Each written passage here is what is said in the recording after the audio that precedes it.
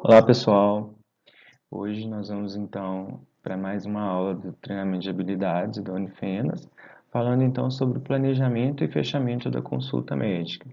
Lembrando, em outras aulas de treinamento de habilidades, nós falamos sobre as partes da consulta, ou seja, a abertura, a apresentação, a anamnese, o exame físico. Depois nós vamos fazer hipóteses diagnósticas, promover, criar planos de tratamento e, por fim, então, nós temos que fazer o fechamento da consulta.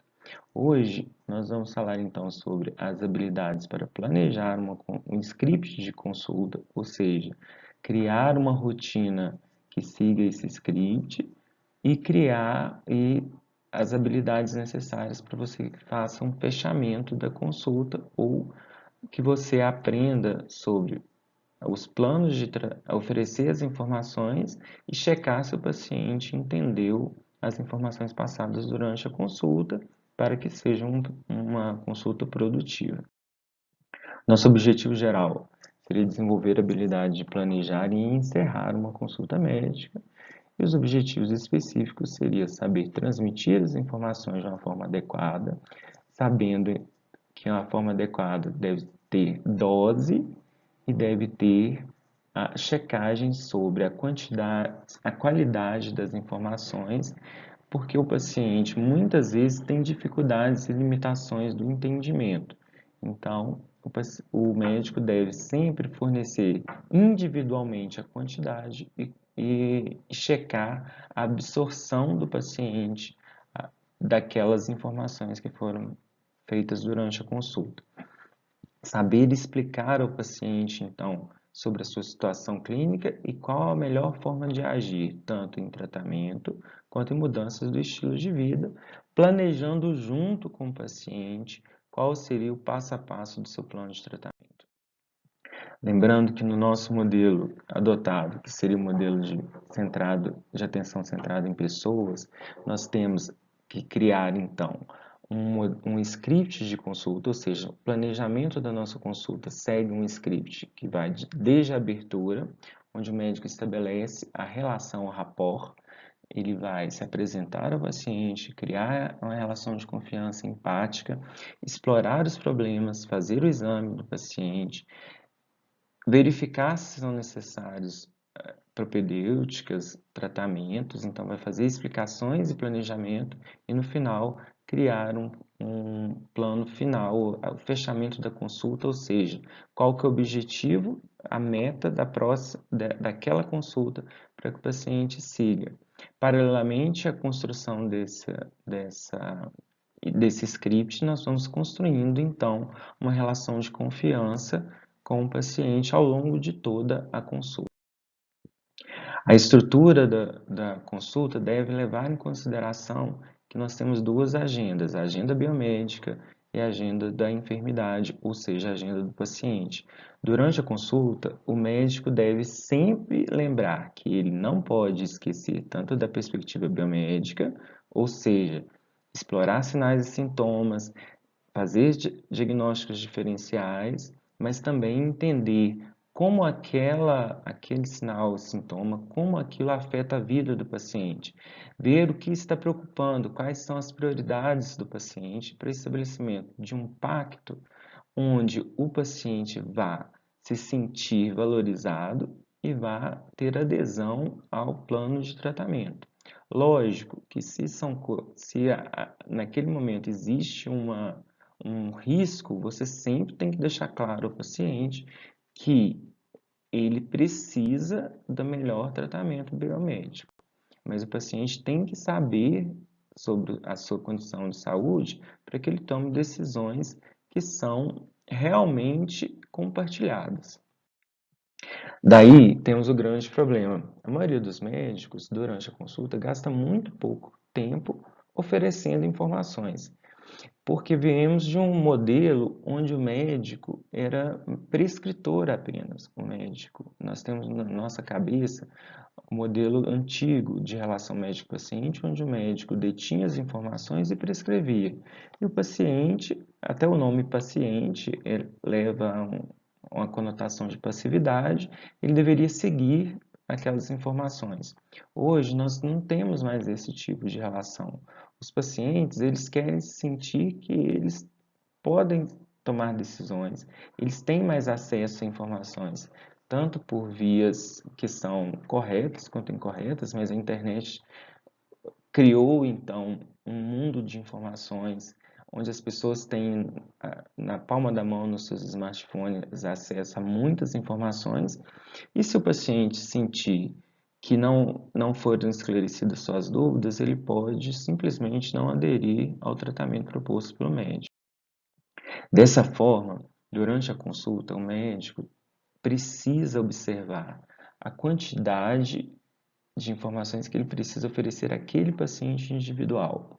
Ele deve promover uma informação adequada, uma informação que seja clara e objetiva e que checar se o paciente está entendendo e concordando, criando uma relação produtiva, uma relação de confiança durante a consulta. Ele precisa aprender a verificar pistas verbais e não verbais e do paciente quanto a entendimento e sobre dúvidas que vão surgindo durante a explicação. E para isso, ele deve dosar as informações para que também não sejam muitas informações de forma que o paciente não possa assimilar. Ele deve sempre procurar dar a informação ao longo do que vai aparecendo os problemas e não ficar se adiantando, indo direto para o final, oferecendo conselhos muito precoces.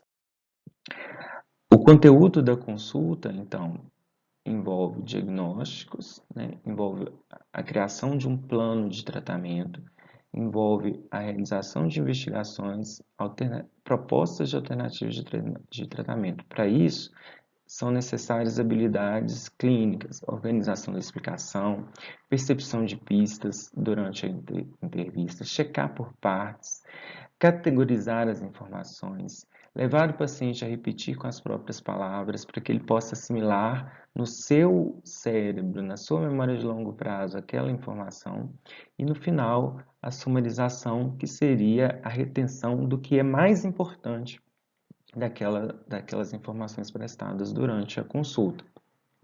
O médico deve lembrar que para a criação de um plano de tratamento, ele sempre tem que estabelecer prioridades, porque a gente não consegue lidar com um volume ilimitado de informações. E o paciente, ele precisa saber quais atitudes ele precisa tomar primeiro, o que é mais importante para o passo a passo, quais são as metas, para que ele possa participar e possa não se sentir frustrados também, tanto o médico quanto o paciente, caso as metas não sejam factíveis. Vamos então à habilidade de checar por partes.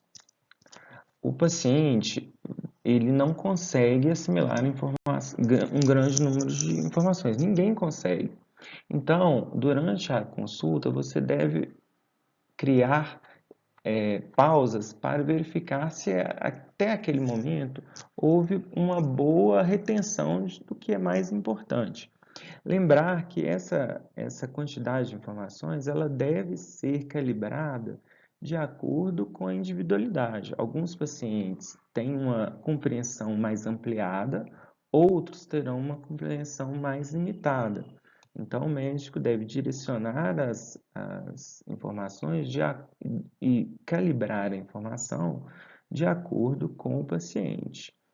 E ele deve sempre buscar fazer uma compreensão compartilhada, ver se o paciente está entendendo e se ele vai estar compartilhando do que é mais importante daquela informação. A categorização seria, então, a divisão em seções na sequência lógica, ou seja, do que é primário até as outras informações que são mais auxiliares. O paciente deve ser explicado para durante a entrevista, durante a consulta, ele deve receber explicações de uma maneira clara e objetiva. Isso vai aumentar a recordação de 50% para 64%. E quando o médico pede para que o paciente repita com as próprias palavras, isso vai aumentar muito a retenção das informações na sua memória de longo prazo. O fechamento da consulta, então, tem como objetivo confirmar o plano de cuidados ou plano de tratamento, clarificar os próximos passos, estabelecer planos de contingência e maximizar a adesão. Como tarefa, estabelecer contato, estabelecer uma relação produtiva com o paciente e explicar bem o funcionamento do seu plano de tratamento. E, por fim, como habilidades são necessárias a sumarização e a checagem do final de compreensão do paciente. Ou seja, sempre que a gente vai apresentando informações ao paciente, a gente tem que criar uma relação produtiva, saber abordar aquele paciente individual, explicar o funcionamento do plano de cuidado proposto, para que ele possa se sentir parte e criar metas que são individualizadas. E no final, sempre checar se o que é importante ficou realmente retido.